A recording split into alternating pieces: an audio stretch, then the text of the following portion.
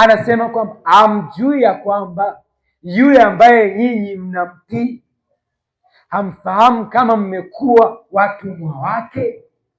Kama leo hii mnatii maagizo ya mwanadamu kuliko maagizo ya Mungu, je, mmekuwa watumwa wa nani? Si mmekuwa watumwa wa huyo ambaye mnamtii? Kama mwatii kwa huyo wa dhambi, je, hiyo si inaleta mauti kwenu? Na je, kama mwatii kwa uzima, kwa ule utii uletao haki? Maana yake yeye anaitii utii unaoleta haki, huyu anao uzima. Lakini yeye anautii katika dhambi, yeye anazaa mauti. Kwa hiyo sisi leo tumekaa mahali ambapo tunaona ndugu zetu wakiangamia. Dini zimefanyika kuwa kafara dhidi ya mwanadamu. Vitisho vingi hata ndani ya mabaraza ya maaskofu na wachungaji, kuna wakati kuna vitisho ndani yao, wanaweza kutishiana. Hiyo sio dini, huo ni utumwa. Wanaumizana kwa sababu ya vyeo badala ya kuwa huru.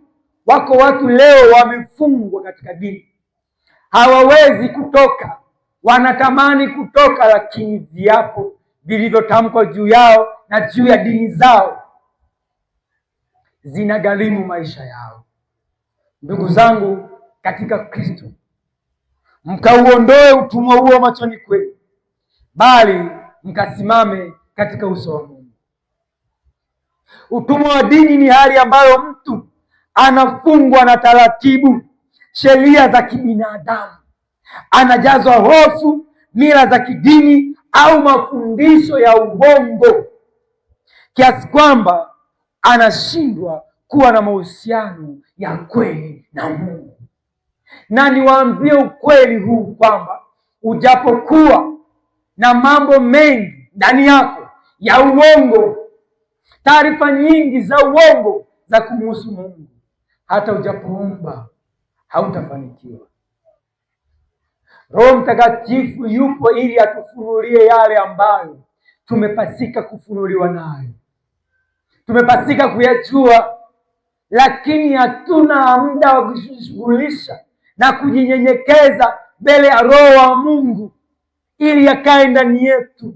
Tuko kujishughulisha na mambo ya mwili, kutafuta mahali ambapo tutapata jina.